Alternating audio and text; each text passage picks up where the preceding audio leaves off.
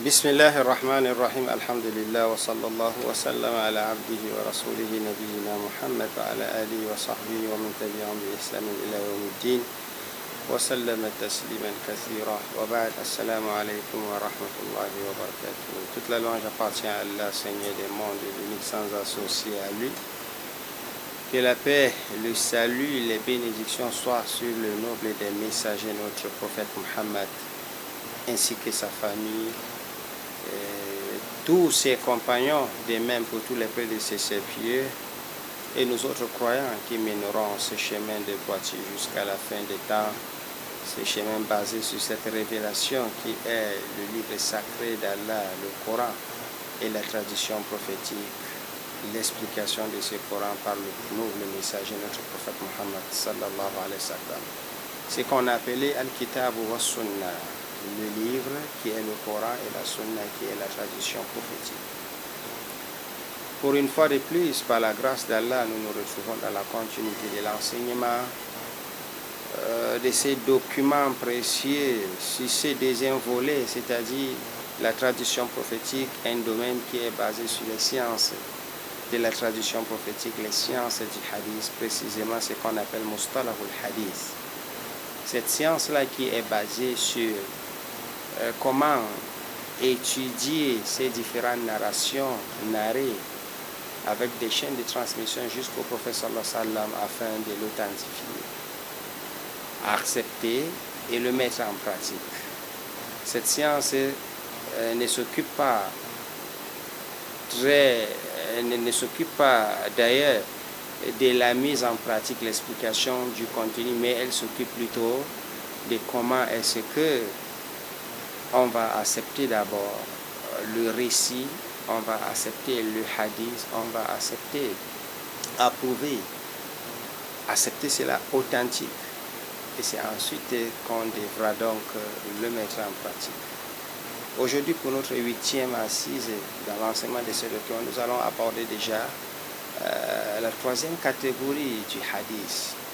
Si nous avons parlé du hadith sahih et le hadith al-Hassan, aujourd'hui nous allons entrer dans les détails du hadith al-Da'if et ce qui va couler jusqu'à la fin du document. Notre document, c'est al-Manzoumatul Bayqouniya avec les 34 vers de poésie où on retrouve presque 34 ou 35 différentes catégories ou bien différentes traditions ou définitions des différentes sortes de hadiths. Nous avons déjà abordé les deux premiers qu'on appelle As-Sahih ou Al-Hassan. Il nous dit dans son document Abda'u bilhamdi musalliyan ala Muhammadin khayri nabiyyin ursila wa dhi min aqsami al-hadith idda wa kullu wahidin ata wa hadda أولها الصحيح وهو ما اتصل إسناده ولم يشذ أو يعل يرويه عدل ضابط عن مثله معتمد في ضبطه ونقله والحسن المعروف طرقا وغدت رجاله لا كالصحيح اشتهرت وكل ما عن رتبة الحسن قصر فهو الضعيف وهو أقساما كثر. Donc précisément sur ces derniers vers où il nous dit وَكُلُّ مَا عَنْ رُتْبَةِ الْحُسْنِ قَصُرْ فَهُوَ الضَّعِيفُ وَهُوَ أَقْسَامًا قَصُرْ. Il faut toujours relier le présent, il faut toujours relier entre un nouveau cours et un ancien cours. Cela donc nous rappela que les hadiths du prophète sallallahu alayhi wa sallam min haythu al-qabuli wa rad, inqisam al-hadith min haythu al-qabuli wa rad, lorsqu'il s'agit de l'acceptation ou le rejet d'un hadith, le hadith est scindé en trois. D'où on parle du premier, le sahih, et on a développé cela et qu'il est scindé aussi en deux, as-sahihu li dhatihi wa as-sahihu li ghayrihi. Deuxième catégorie, c'est al-hadith al-hasanu. Lui aussi on l'a scindé en deux, al-hasanu li dhatihi wa al-hasanu li ghayrihi. Et le troisième, c'est le hadith al-da'if, al-hadith al-da'if. Et c'est ce qu'il nous dit, وَكُلُّ مَا عَنْ رُتْبَةِ الْحُسْنِ قَصُرٍ فَهُوَ الضَّعِيفُ وَهُوَ أَقْسَامٌ كَثُورٌ. Tout hadith qui n'a pas atteint le degré de Hassan, tout hadith qui est en bas, qui est moins, كُلُّ مَا عَنْ رُتْبَةِ الْحُسْنِ قَصُرٍ, donc tout hadith qui n'atteint pas et qui ne respecte pas les conditions de l'authenticité d'un hadith et qui est plus bas qu'un hadith Hassan, il est considéré hadith da'if. Rappelons que le Hassan a deux volets aussi, le Hassanu li dhati wal Hassanu li ghayri. Ceci donc, afin d'entrer dans l'explication du hadith da'if, il est très important de revenir sur un point essentiel qu'on dit shurut al-sihha ou shurut al-qaboul al-hadith. Parce que le hadith, il est sahih, il est hasan. C'est le premier volet qu'on appelle makboul, al-hadith al-makboul. Mais il y a un autre deuxième volet qu'on a dit al-hadith al-mardoud. Il est accepté parce qu'il est sahih ou hasan. Et il est rejeté parce qu'il est moins que hasan, c'est-à-dire il est da'if. Donc les conditions de l'acceptation, shurut al-qaboul al-hadith, sont au nombre de 5 ou au nombre de 6. Et précisément, nous allons rester sur le dernier point parce que c'est important. Oui, le hadith, les conditions pour l'acceptation d'un hadith du prophète sallallahu alayhi wa sallam sont 6. Les 5 premières conditions reconnues lorsqu'on parlait du hadith al-sahih ou bien al-hasan, c'est-à-dire ittisal al-sanad. Ittisal al-sanad, la chaîne de transmission doit être confirmé, relié sans interruption d'une génération à l'autre jusqu'au prophète sallallahu alayhi wa sallam, ittisal al-sanad. Le deuxième c'est adalatul rawi. Adalatul rawi, le narrateur ou le transmetteur du hadith, il doit être aussi accepté selon les conditions reconnues chez les savants des hadiths. D'où on parle de la adala. Et on a expliqué tout cela. Adala Turrawi. Dabt Turrawi,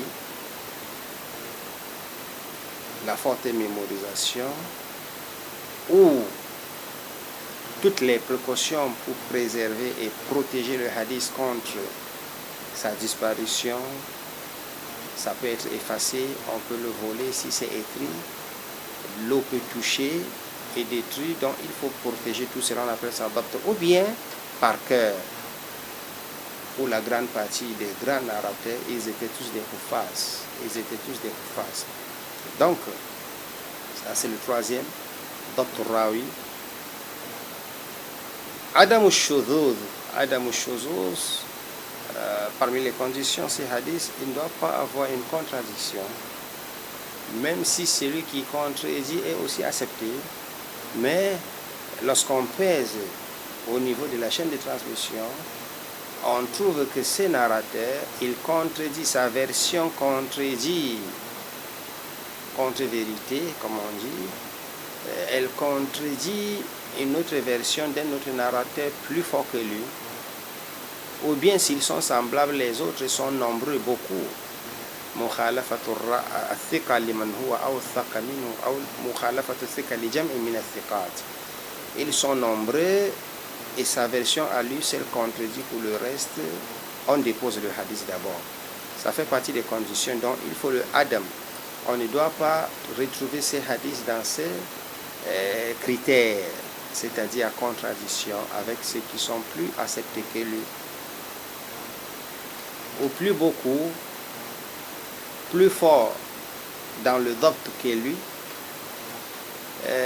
Quatrième ou bien cinquième condition, c'est ce qu'on appelle Adam al-Shuzuz. Et le Shuzuz ici, Adam al-Illa. Le cinquième Adam al-Illa, al-Illatul Qadiha. Dans l'apparence, on peut se dire que le hadith est bien, mais pourtant il y a des petites choses qui rendent cela faible. Il y a des petites maladies autour de ces hadiths. Illa maradun sababun ghamidun khafiyyun yaqdahu fi sihhati al-hadith. Donc pourtant, il y a quelques petites causes qui font à ce que le hadith est rejeté. C'est ce qu'on appelle al-illa. On a développé cela lorsqu'on parlait du hadith sahih. Mais c'est juste un rappel pour nous situer. Ce qu'on a dit ici, 6, comme 6e parmi les conditions d'acceptation d'un hadith, c'est le fait que le hadith parfois peut être faible, une faiblesse mais moins grave. Kathratu turuq yanjabiru bihi. Kathratu turuq. Donc d'autres savants ont cité cela comme les conditions. Kathratu turuq.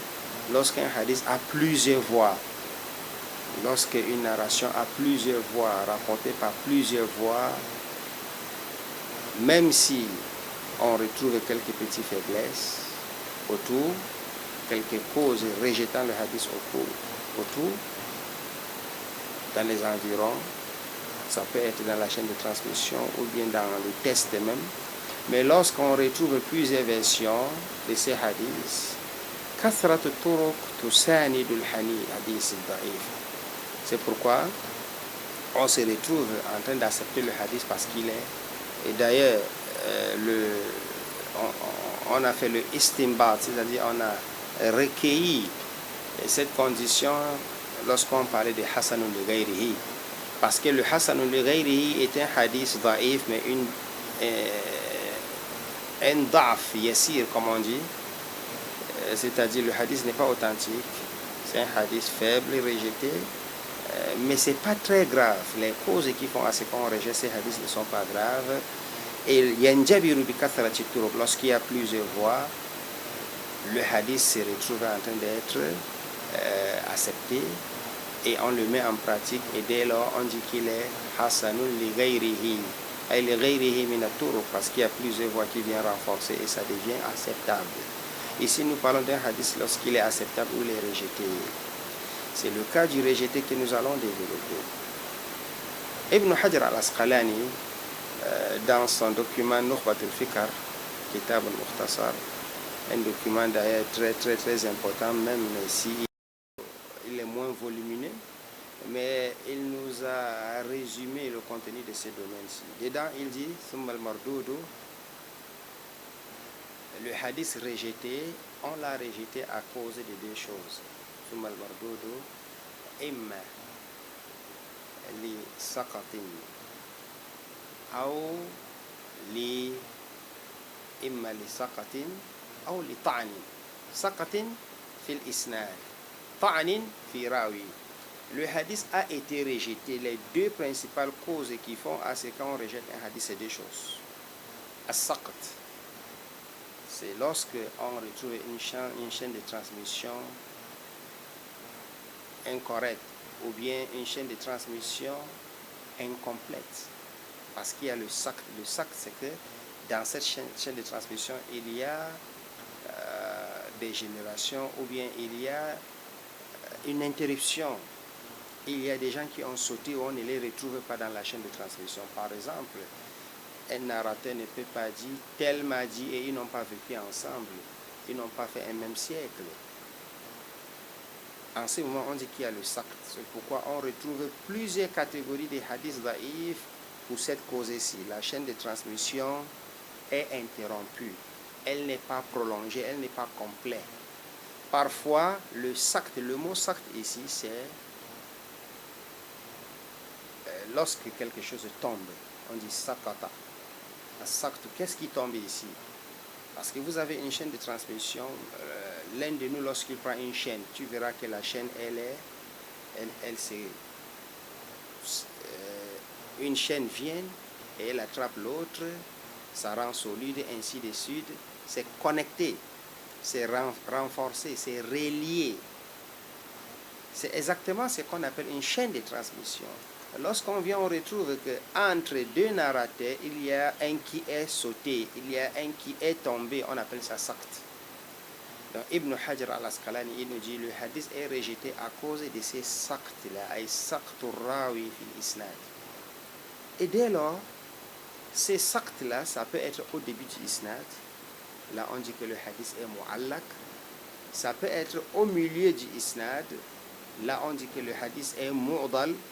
munqati, ça peut être à la fin du isnad, la fin de la chaîne de transmission, et en ce moment on dit que le hadith est mursal.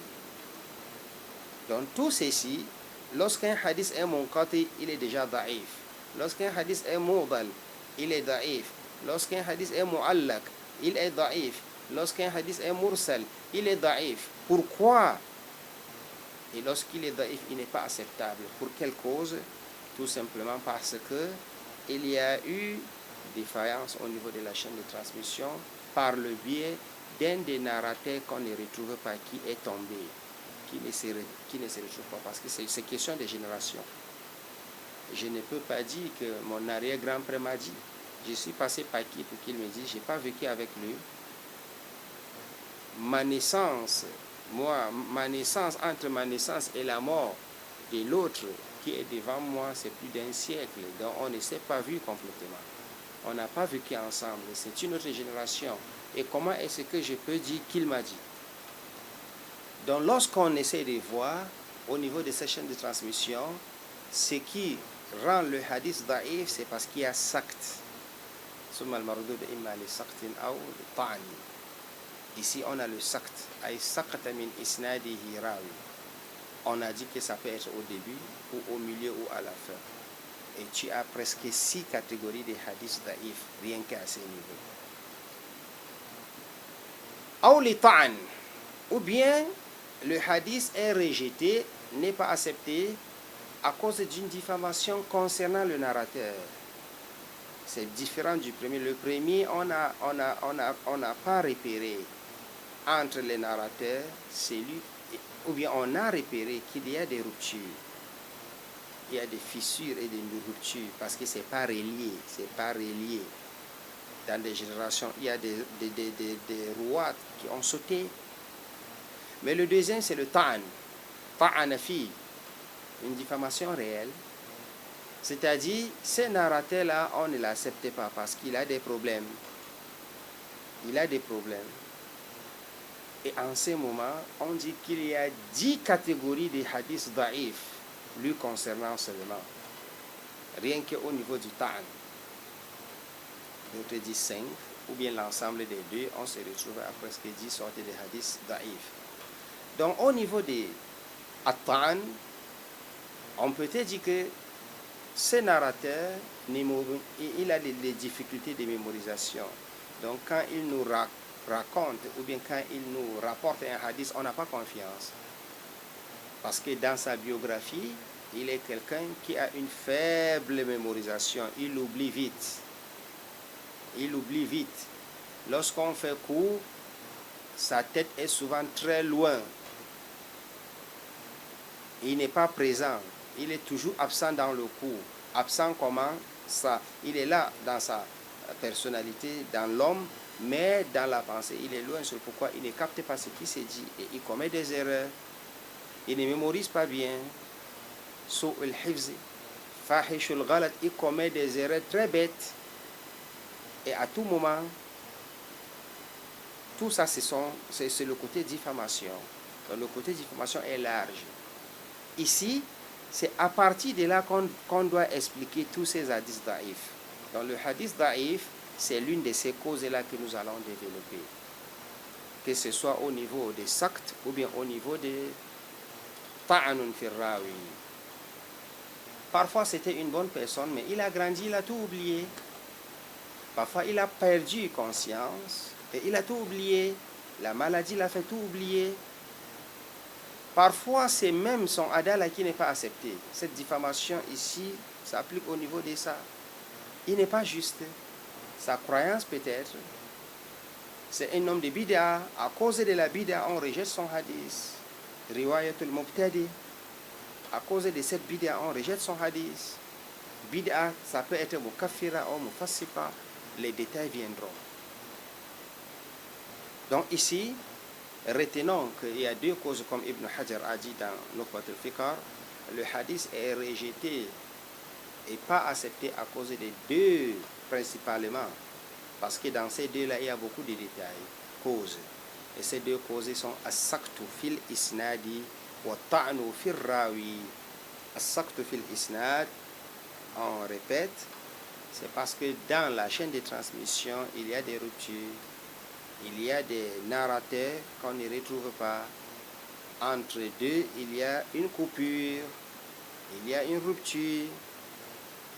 Et le ta'an, c'est parce que lui-même, en ce qui concerne ces narrateurs, il y a des problèmes de diffamation, des problèmes d'adala. Il ment, là ça concerne sa personnalité, il ment. C'est différent du premier, rien n'est sauté au niveau du sanad. Il est là, mais c'est un menteur. On l'a attrapé en train de mentir sur le hadith du prophète sallallahu alayhi wa sallam. Son hadith est maoudou. Il n'a jamais menti sur un hadith du prophète, mais il a l'habitude de mentir dans la causerie du jour au lendemain, dans la causerie normale. On dit que son hadith est munkar, parce qu'il est ici muttahamun bil kadhibi. Muttahamun bil kadhibi. Donc il est accusé de mensonges. L'accusation ici, même si on ne l'a pas encore pris en train de mentir sur le prophète, mais il a l'habitude de mentir. Il y a la différence entre les deux. Son habitude dans le mensonge, généralement, fait à ce qu'on doute aussi de son hadith, même si on ne l'a pas encore attrapé, menti au sujet du prophète sallallahu alayhi wa sallam. On dit qu'il est muttahamun bil kadhib. Donc son hadith n'est pas accepté. Ici, c'est la diffamation. Il est différent de celui qu'on l'a attrapé, même menti au sujet du prophète sallallahu alayhi wa sallam. Celui-là, son hadith est rejeté complètement et on dit que son hadith est maudou, sharrul hadith, al-khabarul maudou. Donc, c'est le plus pire des hadiths da'if, sharrul hadith, al-khabarul maudou, ou al-kadhibul mukhtalaqul masnou'u. Donc, je reviens dans notre document, il dit wa kullu ma an rutbati al-husni qasr فهو الضعيف وهو أقسى من كثر. Dans tout hadith إن حط وعجز وقصر إلى عن بلوغه إلى رتبة الحسن فهذا والصحة من باب أولى فهذا حديث ضعيف. Tu as le hadith sahih et tu as ses conditions. Tu as le hadith hasan, tu as son condition. Si on retrouve un hadith qui n'a pas rempli les conditions du hadith al-hasan, il est daif. Donc automatiquement, il n'a pas aussi rempli les conditions du hadith sahih. Parce que qui n'a pas rempli les conditions du hadith hasan, automatiquement n'a pas rempli les conditions du hadith sahih. C'est pourquoi, lorsqu'il nous dit وَكُلُّ مَا عَنْ رُتْبَةِ الْحُسْنِ أي من باب أولى رتبة الصحة فهو الضعيف وهو أكثر من كثر. Celui-là, on dit que le hadith est daif. Et ces hadiths sont aussi dénombrés. Il y en a plusieurs sortes de hadiths da'if. Et c'est ça qu'il va commencer à détailler. وَهُوَ أَكْسَى مِنْ كَثُرٍ أي كل حديث قصر وانحط وعجز عن بلوغه إلى رتبة الحسن والصحة. Donc, en réalité, qu'est-ce qu'on dit du hadith da'if? Le hadith da'if, c'est ces hadiths-là qui est rejeté. À cause de tout ce qu'on a cité, on ne pratique pas, on ne le met pas en pratique dans la législation islamique parce qu'il est rejeté dans tout, que ce soit dans ce qu'on appelle al-furu ou al-aqida. Dans le aqida, on ne travaille pas avec. Si tu as un hadith da'if, on ne le met pas en pratique. Dans le fiqh, dans le aqida, dans tout, même si ça concerne la biographie ou l'histoire, même dans le sira, même si ça nous parle de la vie du prophète. Parce que vous savez qu'il y a des choses, il y a ce qu'on appelle le fiqh, puisque le prophète, il nous ordonne, on travaille avec, il nous interdit, on laisse. Mais il y a aussi des choses qui ce sont des informations, on nous informe à son sujet, ou il nous informe au sujet d'Allah, au sujet du destin, au sujet de Yawm al-Qiyamah, de l'invisible. Lorsqu'on a un hadith daïf dans tout cela, on n'accepte pas. Parce que le hadith daïf, c'est à rejeter. La yuhtaju bihi. Même si des savants ont essayé de discuter sur ces cadres-là, est-ce qu'on peut travailler avec un hadith daïf ou pas? Je vais chuter par là. Le hadith daïf, si c'est le hadith daïf, d'après d'autres savants, on peut travailler avec 4 conditions. Tu ne dois pas croire que ça vient du prophète sallallahu alayhi wa sallam. Ça doit être yakunu fi fada'il al-a'mal. Ça doit être dans ce qu'on appelle fada'il al-a'mal. Le fada'il al-a'mal, ce sont des œuvres de récompense surrogatoires que le prophète a ordonné, donc il n'y a pas l'obligation d'Ida. Fada'il al-a'mal. An yakuna da'fan yasira. La faiblesse du hadith, la non-authenticité du hadith doit être petit, faible. Si c'est trop grave, on ne doit pas le mettre en pratique. Et ça ne doit pas contredire un verset coranique ou un autre hadith authentique. En ce moment, on peut mettre en pratique un hadith da'if. Ça, c'est une hypothèse et qui est rejetée.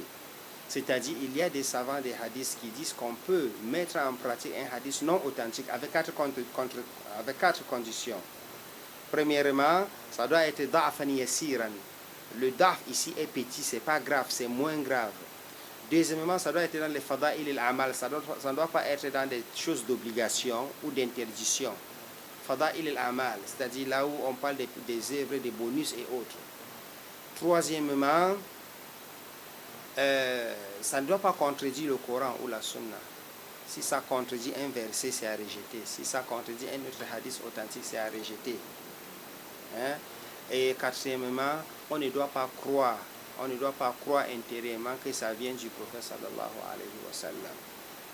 Mais la première hypothèse que la grande partie et la majorité des savants du hadith se sont cramponnés dessus est la plus fiable, c'est qu'on ne doit pas mettre en exécution aucun hadith non authentique tant qu'il est daïf. Et ils ont rejeté cette hypothèse-là qui accepte avec quatre conditions.